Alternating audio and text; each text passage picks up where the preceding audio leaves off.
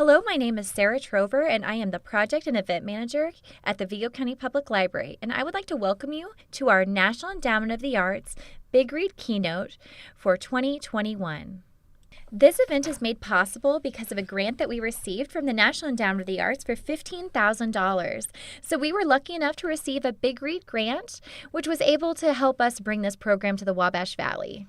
Our focus this year is on the title Station 11 by Emily St. John Mandel.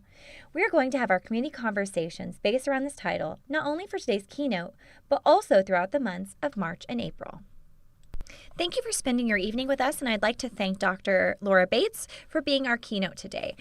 So, Dr. Laura Bates has a PhD from the University of Chicago in comparative literature with a focus on Shakespearean studies. She's a professor of English at Indiana State University, which means that she is local to us. She has taught courses on Shakespeare for 25 years to undergraduate and graduate students on campus. And for more than 30 years, she has worked in prisons as a volunteer and as a professor. She has created the world's first and still the only Shakespeare program in Supermax. This is the long-term solitary confinement unit. Her work has been featured in local and national media, including 2 segments on MSNBC's TV show Lock Up. She is the author of a previous community read, Shakespeare Saved My Life, 10 Years in Solitary with the Bard. Her second book, Making a Difference, Using Literature to Change Children's Lives, is intended for teachers, parents, and anyone who works with children. She's been happily married for nearly 40 years to Alan Bates, a retired professor and playwright. So let's welcome Laura Bates, and again, I'd like to thank all of you for spending your evening with us, and let's get started. Thank you. Thank you to Sarah in particular. Thank you to the Vigo County Public Library and the wonderful program that they've been doing now for 20 years, as Sarah emphasized, 20 years of the Big Read. So I'm honored to be part of it this year as a keynote speaker, but also in previous years as an author as well. So very excited about that. It's a great, great program that engages the community with literature in so many ways through so many programs, including this one here. And as I had promised Sarah, I'm going to make this address as interactive and engaging as possible. By the way, do go out and get Station 11 if you haven't already. So definitely an excellent choice for this year, a book that engages with such timely topics as pandemic that we've all been living through, as well as Shakespeare. So we're going to touch on both of those things. I've asked Sarah to create a poll, and I know a lot of you are new to, some of you are new to Zoom, and I see some of you using the chat function already and the icons and the reactions, which is great because I definitely want to encourage you at any time throughout my little presentation to throw in anything in the chat column. But I've also created a poll that I would like each of you to respond to. And Sarah's smiling because we tested it, it works. So I'm simply going to ask you one question. And if you would please answer honestly, yes or no. So Sarah, could you launch that poll for us, please?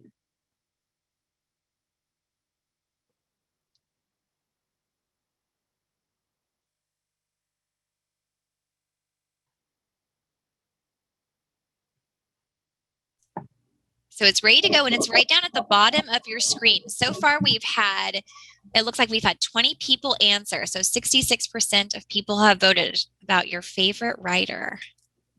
So the question is, I know this favorite is in caps, so be honest. Is really your number one favorite?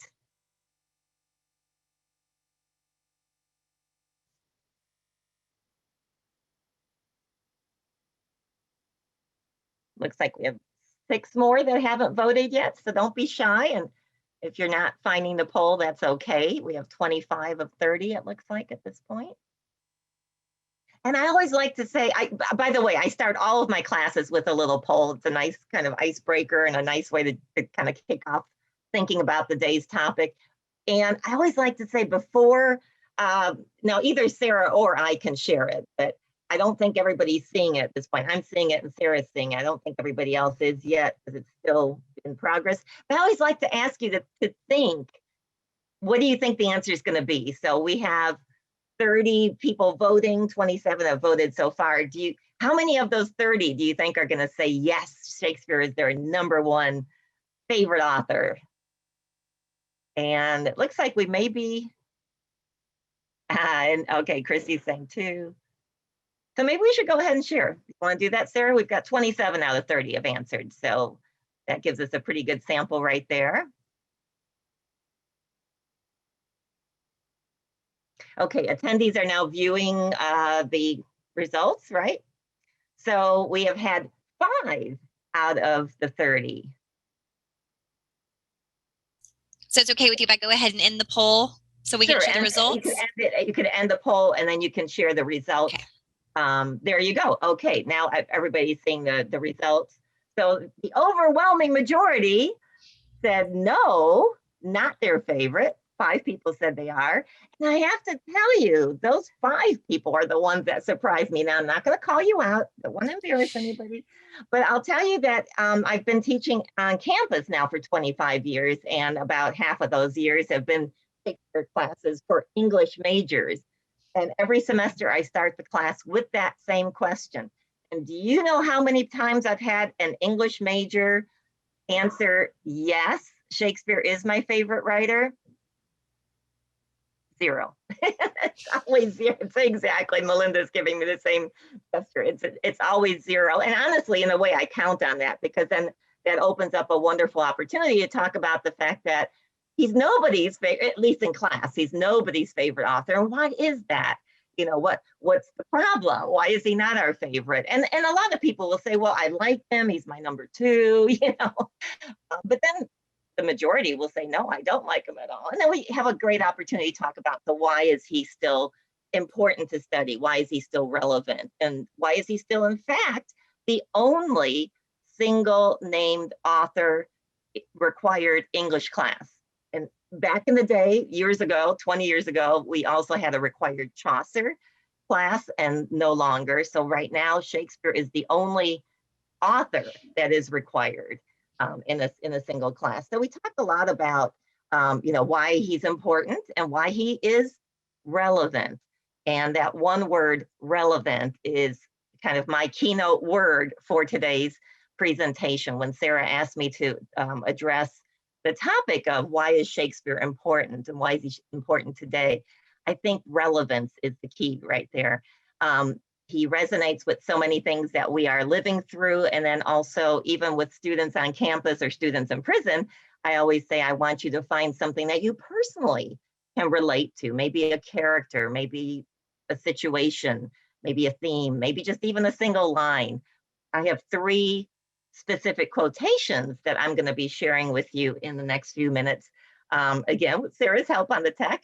And those 3 quotations, I will go out on a limb and say they can change your life. They are life-changing. They are life-altering quotations, and especially the third of the 3. But they are all relevant to what we are all living with and dealing with right now today in society of the pandemic. So again, back to station 11, which intersects with the topic of life during pandemic, amazingly, but also life with Shakespeare. So what we have, and from the survey, that the informal survey that Sarah threw out there, I'm recognizing that most of you have not yet read the book. So just to emphasize the fact that Shakespeare is an important component in the book. The book opens with a theater company performing the play of King Lear, a play that I'm not going to assume everybody's super familiar with. It is one of Shakespeare's most difficult, most tragic, most depressing plays. And not to be much of a spoiler, I hope, but the actor playing King Lear dies in the opening page of the book. And what happens then during the pandemic that they are experiencing, the actors go on and perform Shakespeare. So here we have the pandemic, here we have Shakespeare, 2 things that I think are hugely relevant to us today. And Shakespeare wrote King Lear during his pandemic lockdown. As many of you will know, the plague outbreaks occurred multiple times during Shakespeare's life. He was born during one of the outbreaks. He could easily not have survived And what would we be talking about then with no Shakespeare? But he lived through pandemic periods, plague periods, and wrote King Lear during a plague period. And just one other quick reference to station 11, somewhere in the book is mentioned the fact that, you know, we're living through a dark period. Should we be performing, you know, tragedies and especially a dark tragedy like King Lear? And they conclude that yes, they should. It is important and relevant to the period. But I'll share with you an interesting survey I did with my English students. I asked them when you are writing, because English majors, you know, they're all writing, when you are writing for your own, you know, not for a required class, but for your own enjoyment or your own therapeutic or whatever purposes, when you are doing your own writing, is it in the genre of comedy or tragedy? And when you choose something to read or maybe a movie to view, is it in the genre of comedy or tragedy? So I'm not going to ask you necessarily to answer, but take a second to think about that. When they're writing, and some of you are writers, I know, when you're writing during a period like what we're living through, is it more often comic or tragic? And when you're seeking entertainment, whether reading or viewing, is it more often comic or tragic? Here's what they said. When they're looking for something to view, it is more that escapism, reading or viewing as an audience member. They do prefer comedy. They are seeking out comedy. But when they're writing tragic. So I think that intersects beautifully with what Shakespeare did during his pandemic, writing King Lear. Okay, let's see if we can go into our little PowerPoint at this point. I've got those 3 quotations from Shakespeare. I just want to share each one with you. And then I've got a short little video clip from one of my prisoners that I want to share with you. And as I said, QA will be open either through use of the chat feature or just through comments. So please be thinking of comments, questions, anything about Shakespeare, anything about literature, anything about pandemic, or even prison. So let's see, we'll go into the PowerPoint then. Sarah, if you could, with your screen share. And there are 3 quotations. We'll start with the first one.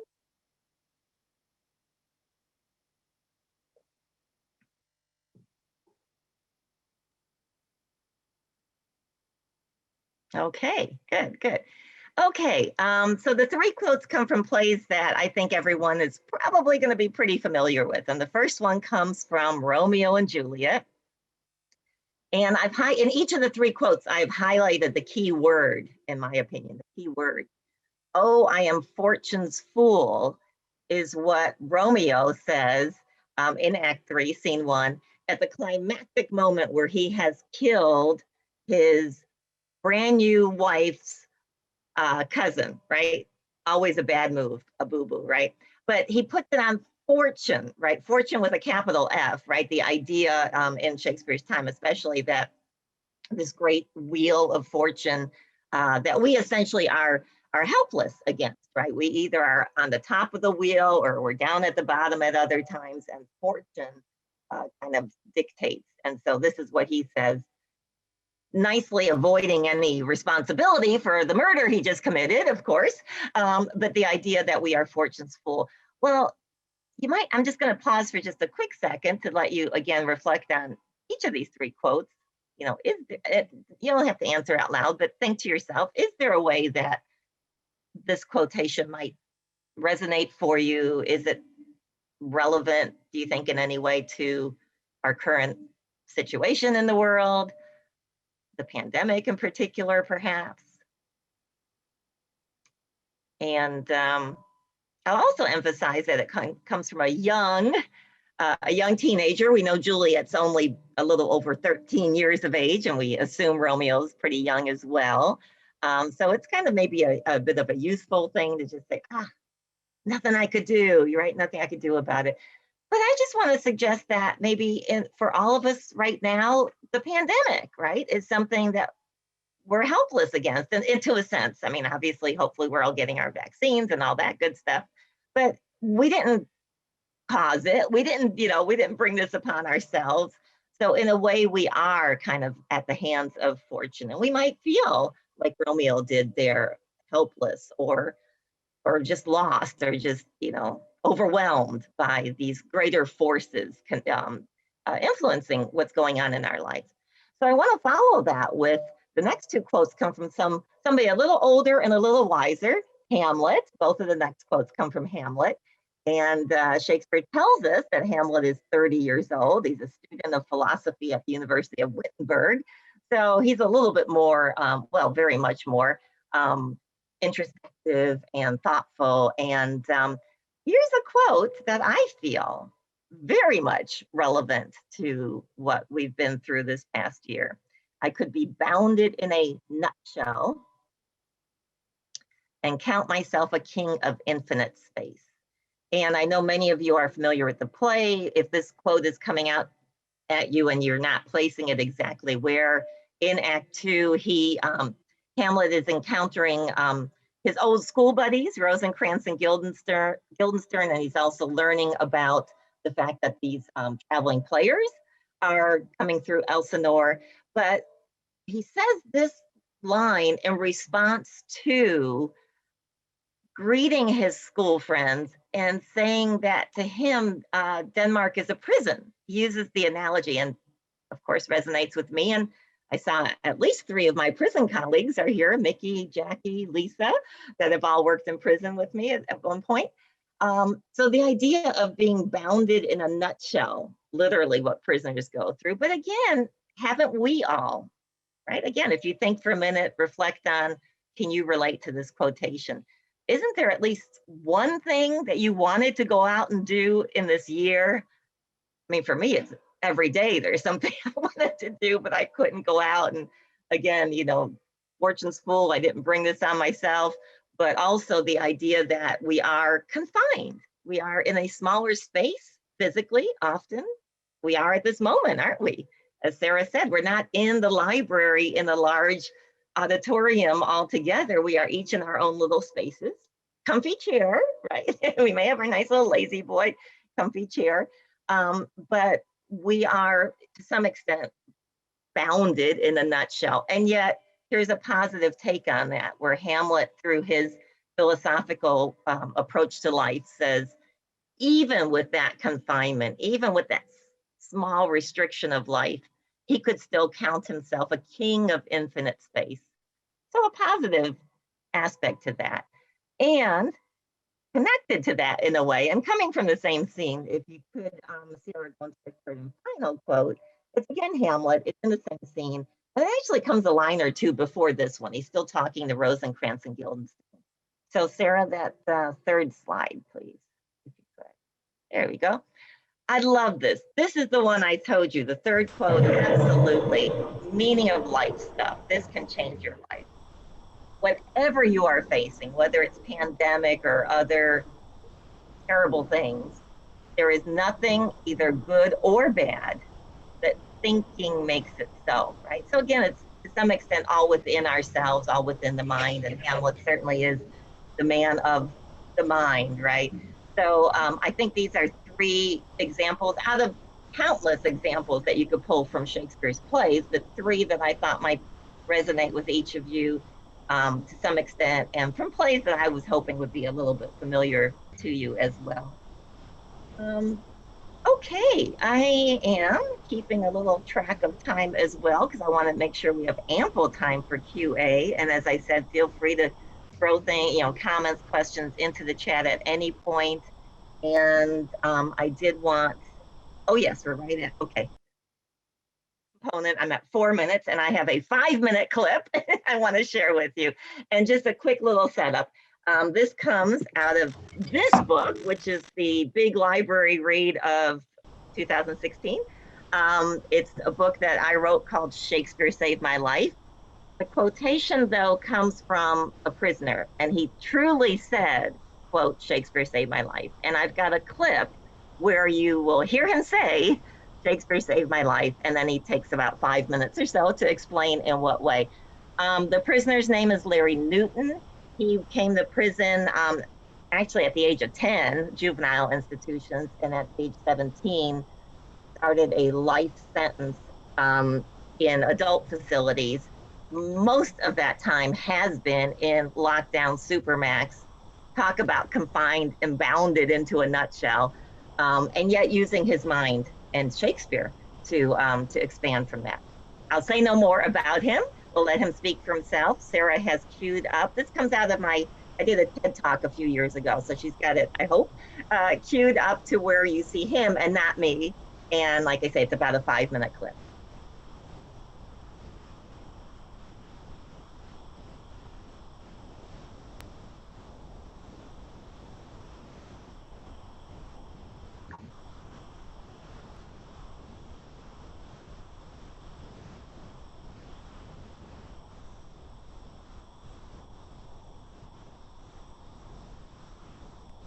Sarah, can you unmute maybe the sound?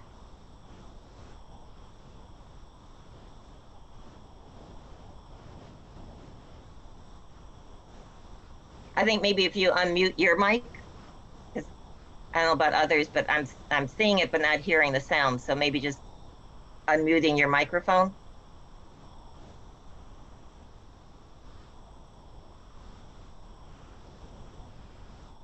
There we go. I'm sorry. I didn't realize I needed to unmute. There you go. Well, that's good. I started a little bit early. Now we're right where we need to be. Exactly. And you can Silver lining. Perfect. Here, I'm going to go back just a smidge so I get him to say right where we want him to be. Thank you. No problem. Thank you. Shakespeare.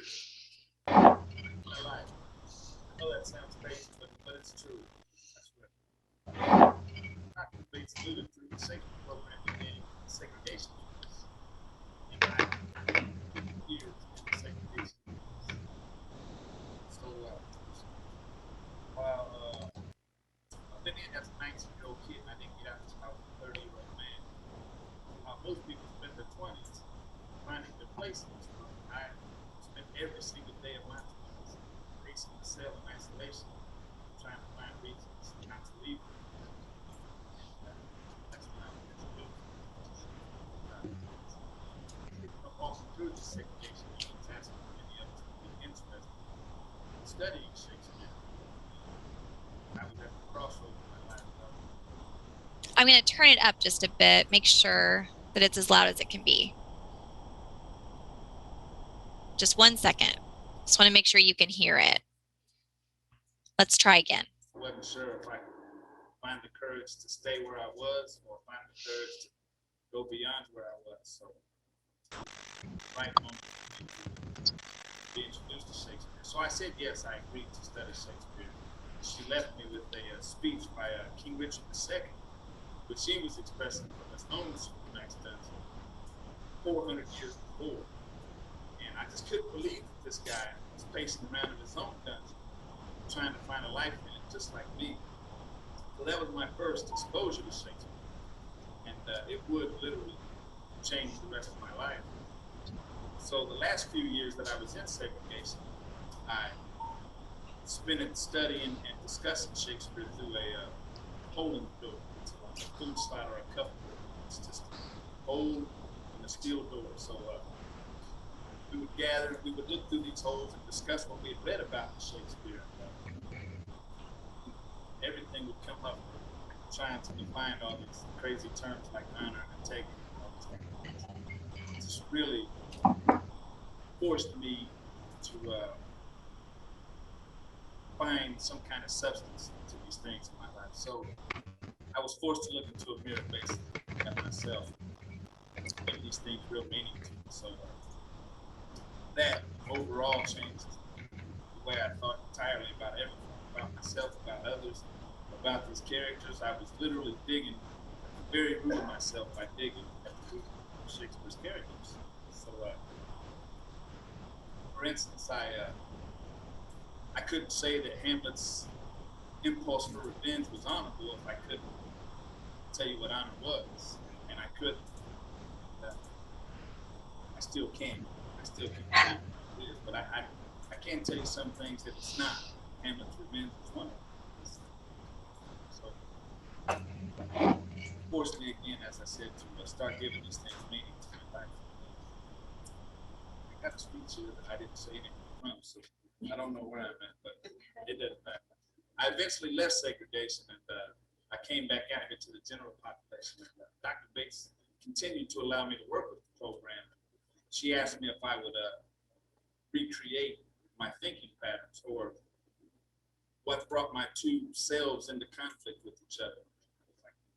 And so I sat down and I began writing out what I had a conflict with and what kind of resolution I was able to come up with. So I basically recreated my own experiences with Shakespeare and put them on paper so she could gather them together and take them back in there where these guys were still going through what I was going through, literally just fighting for their lives, you know. So we did that, we sent it back in there. And, I basically just wanted them to do the same thing. I wanted to challenge them to define these terms like honor, integrity, pride, humanity, whatever they were, because these things drive our lives and we don't even know what they are. So, it was, you know, I think critical to get these people to start addressing these questions. And so that's what we did. And that's where this program is now going, is we want to do the same thing. We want to use Shakespeare as a tool for use, not just a compilation of great stories. We want him to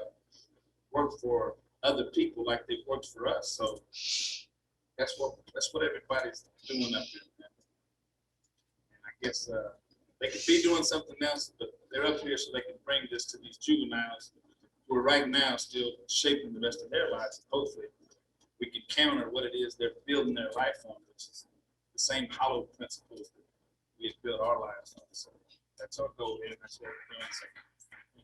So, Shakespeare saved my life. That was the opening statement that Larry made in that video.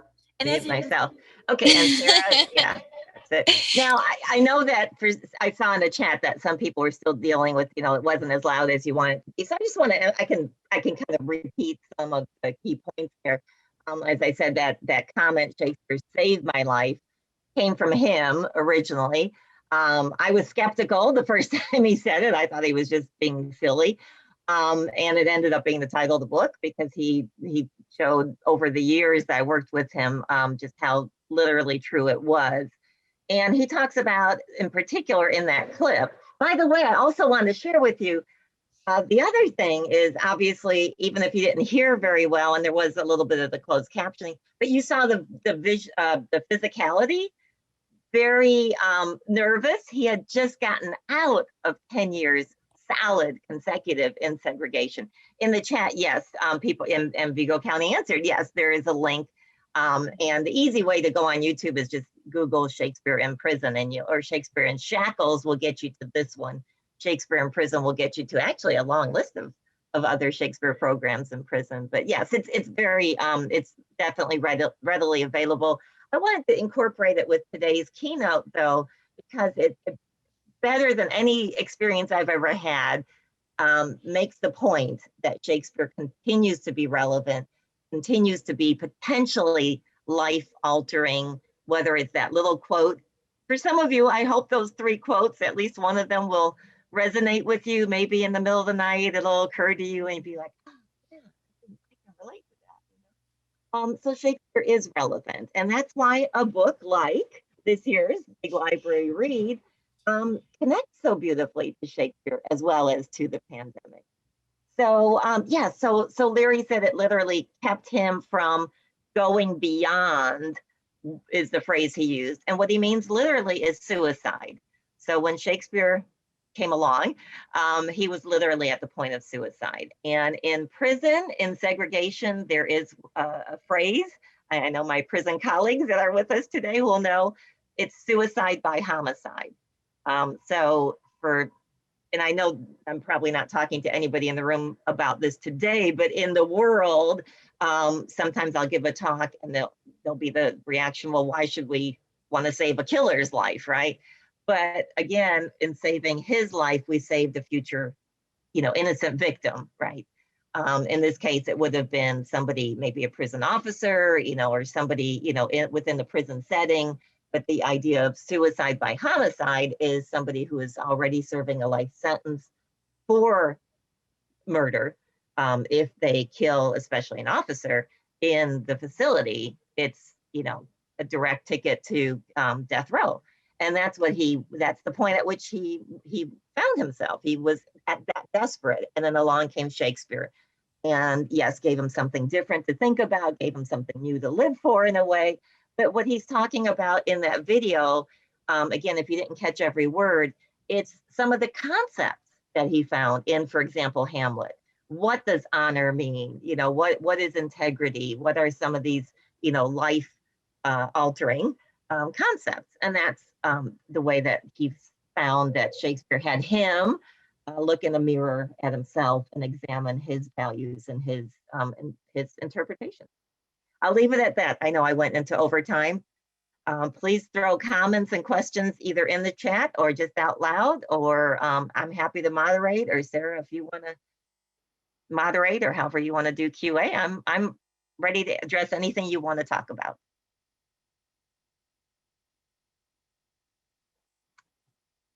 It's because they don't all jump at once.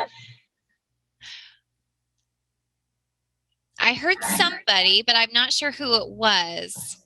Dr. Bates. David. Yeah, a question for you. Having been an English major myself, who read all of Chaucer and all of Shakespeare ad nauseum and still go back to those today, do you find more that the universal truths in those are what people connect with much easier than some of the fringe esoteric things? I do. And of course, mind you, I'm biased because I guess I would have to say Shakespeare is my favorite author. What I love best of all about Shakespeare is that it's open. It's open to interpretation.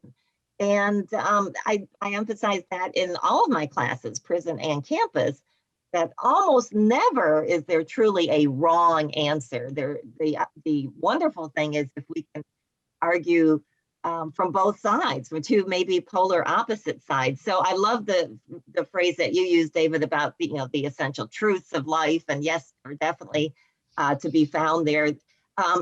Some of you, I'm sure, do as I do, the Great Courses series.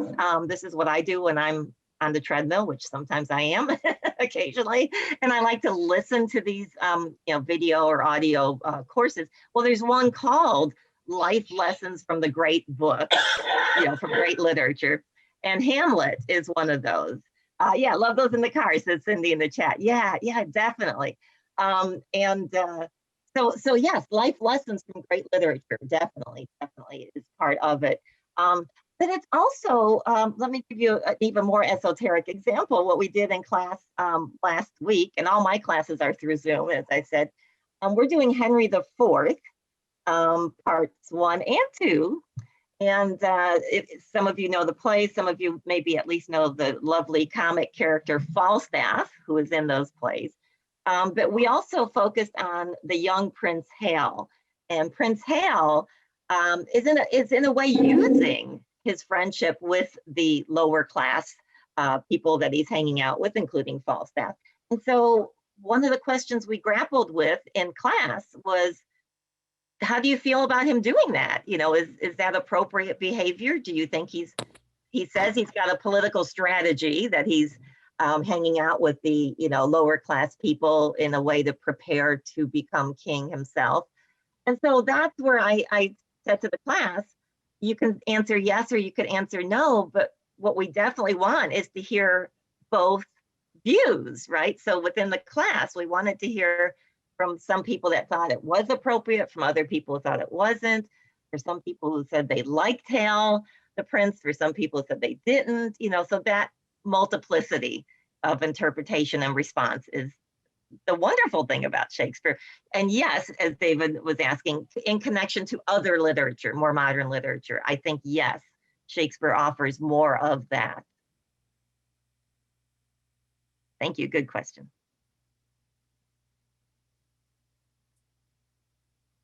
Melinda's got a hand up. Melinda. Thank you. How do you, and I will be honest, I have not read Station 11 yet, but I did read the Shakespeare in the Prison. And how do you, or whatever it's called, but you know what I'm talking about. How do you justify Shakespeare in the times of multicultural literature? Yeah. I just finished a book by a multicultural professor in California, and it was a novel about that integration into the school system with multicultural students. In that case, it was with Hispanic students. How do you pull that together? Excellent question. And I have to tell you, maybe some of you, I don't know if you might have picked up on, if it seemed a little odd, maybe in my intro, when Sarah mentioned my second book is about children, children's literature, you might have thought, wait a minute, from killers to kids, what's going on here? But that is my schizophrenic teaching existence on campus. I teach children's literature for future elementary school teachers. Mm-hmm. So it sounds like I'm avoiding your question, but no, because instantly I thought about Dr. Seuss, and Yes. I'm sure most of you are following the news, right? So you could even say, well, oh my goodness, how do you justify Dr. Seuss in the classroom, in the elementary school classroom in particular? And my husband's PhD is in the works of Mark Twain, where there's the whole Huck Finn, to do about the N word.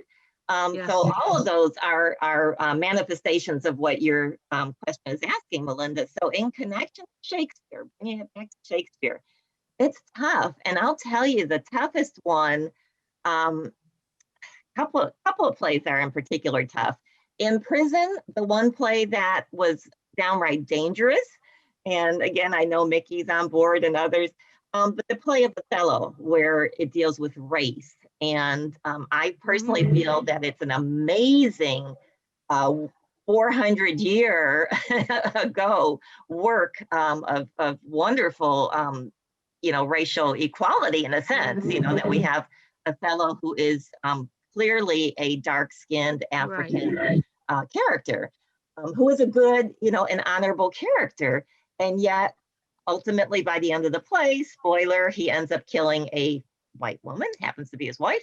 But within the prison setting where race is so tricky, that was a tricky one to teach, more so in prison than on campus.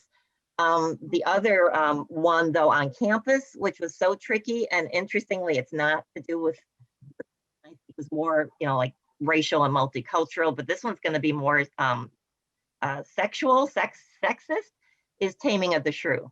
And that's one where I know many of you are familiar with it. It is a comedy, but as I say, it's Shakespeare's comedy about domestic abuse. But of course, he didn't mean for us or his audience at the time even to take that as a serious, lesson on how to treat your wife. If anything, it's shown that it's the wrong thing to do. It's a ridiculous way to behave, right? But that one does still make my female students in particular so uncomfortable that I have ultimately kind of pulled back from teaching that one. So my short answer, though, is whether it's race in Othello or gender in Taming of the Shrew, certainly Merchant of Venice with the Jewish character that can be seen both as villain and as victim. It's tricky, it's complicated, but I hope that Shakespeare is continue to be used to have those conversations. But I'll tell you, with Taming of the Shrew, for example, last year when I still was teaching it, I would say 99% of the class got that and got okay with it and got past it. But I had one female who was just so disturbed and so distraught by it that it really made me rethink whether I should continue to do it or not, unfortunately. So good question, Melinda, very much relevant to our culture today. Interesting. Suzanne has a question in the chat too. Okay, and let me hold off on that for just a quick second, if I may. I just want to ask Melinda, as a follow-up to your question, did you have a particular play in mind? No, not necessarily, but I had just finished reading White Bread by Christine Sleater, and literally last night, I had to finish that before I can start Station 11, and that was one of the discussions within that novel that she wrote happened to be about teaching Shakespeare within the multicultural community. And then we've had everything with Dr. Seuss coming in this week. And when I taught English, it would be Mark Twain with certain communities that were very upset with the language in Mark Twain and could not get beyond the vernacular concept and the timing. And so I was wondering where your thoughts with Shakespeare. Yeah, excellent. Good, good, good. And I hope I addressed it, but yeah, again, briefly, I hope that we continue to use Shakespeare to have those conversations. Yeah. Thank you.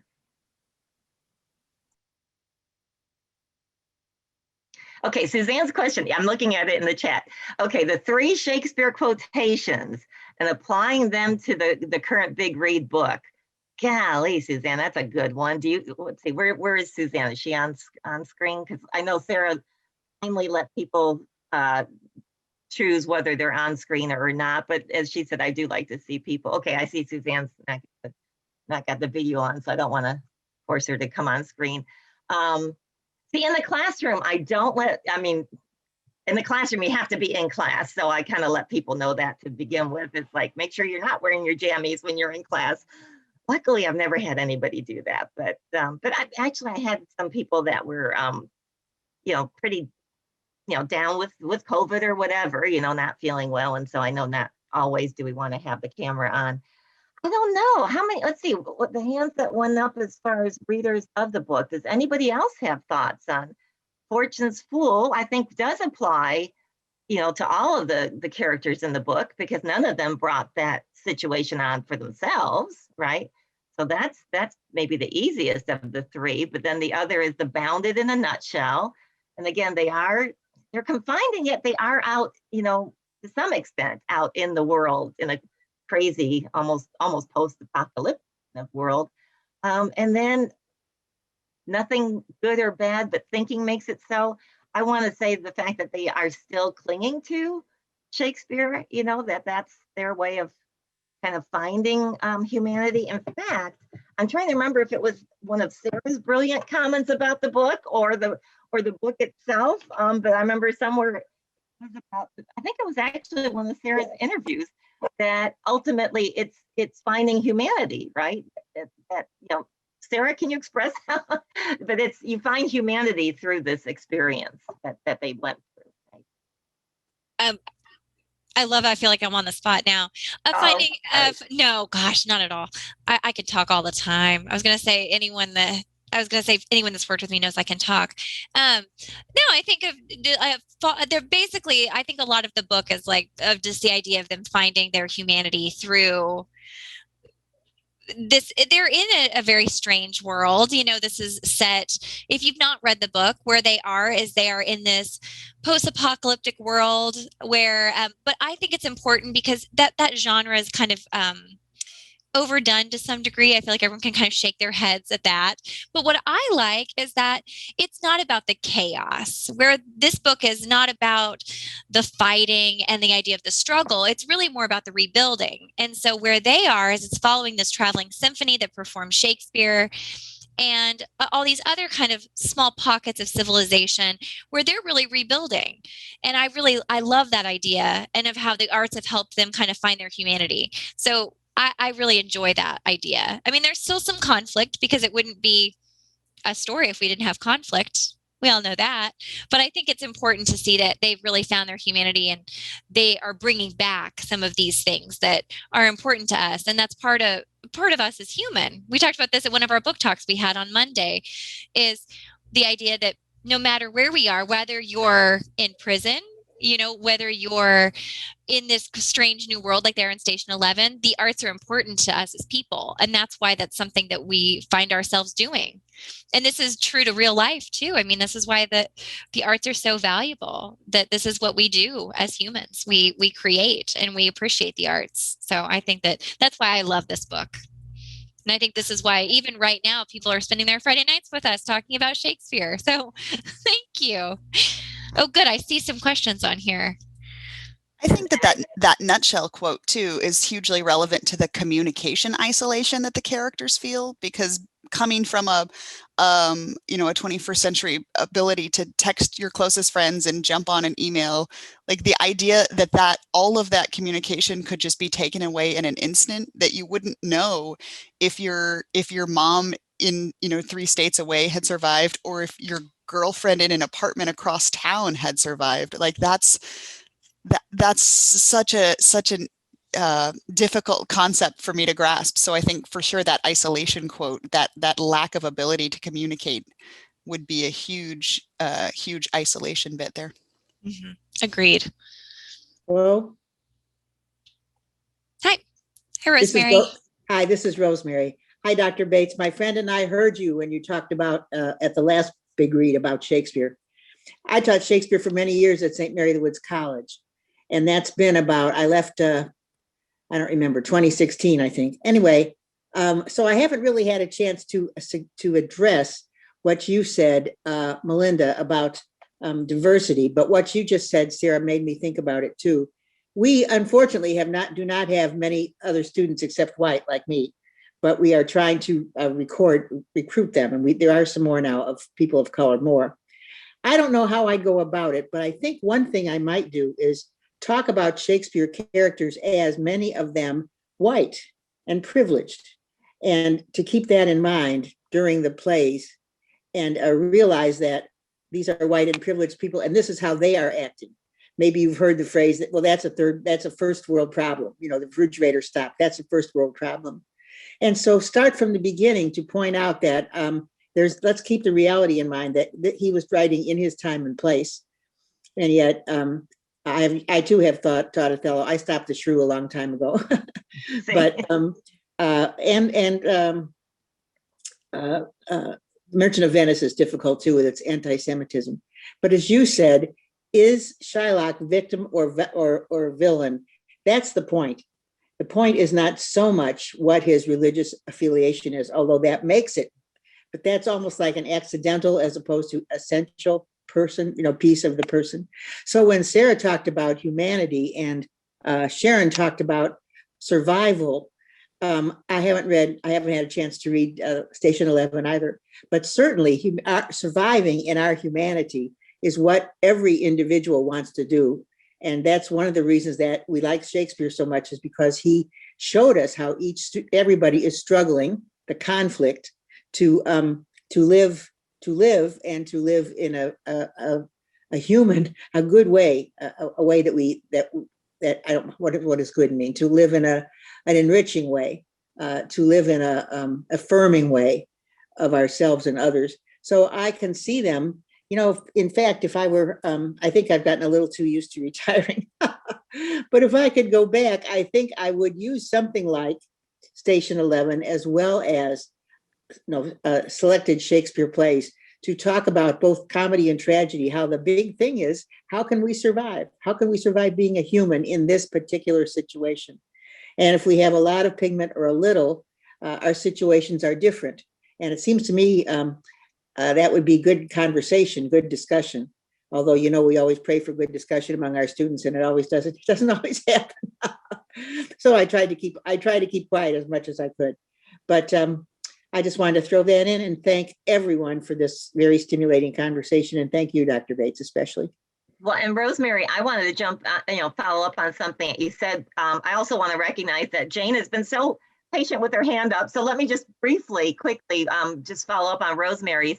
You mentioned that so many of Shakespeare's characters are privileged and certainly white of color. Yes, because that was, the situation in 16th century England. But so many of the lower class characters, the working class, right? So from the Marxist perspective, working class are actually the happier and the smarter. And look at the fool. Yes. The fool is smarter than the king. That's right.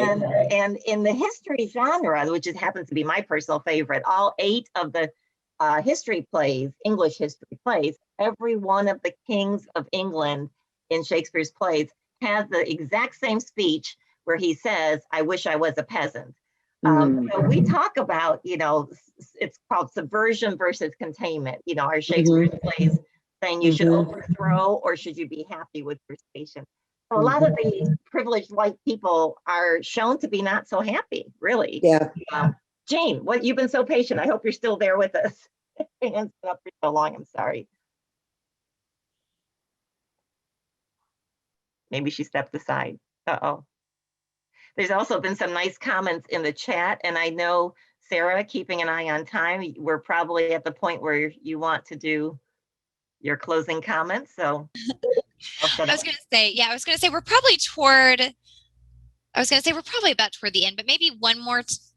You guys have been so patient, but I want to give a chance for one more if anyone has anything else lovely to say. I was going to say, please do read the comments. Christy and Cindy and David have had some wonderful things to say, so please do read what they have.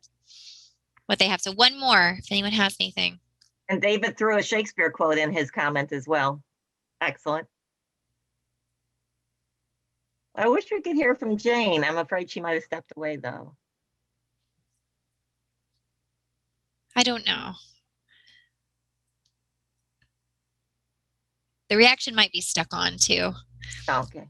All right. Otherwise, all right, last call. Well, first of all, thank you. Oh, good. All right, Melinda. Real quickly, I just read in the chat because I was not keeping up with it. David Peter made a great comment about we're all part of the Discord. This is all part of what we need to be talking about. So Thank you, Melinda. thank you. Agreed. I was going to say, this is such a wonderful discussion, and I want to say thank you so much for spending your evening with us.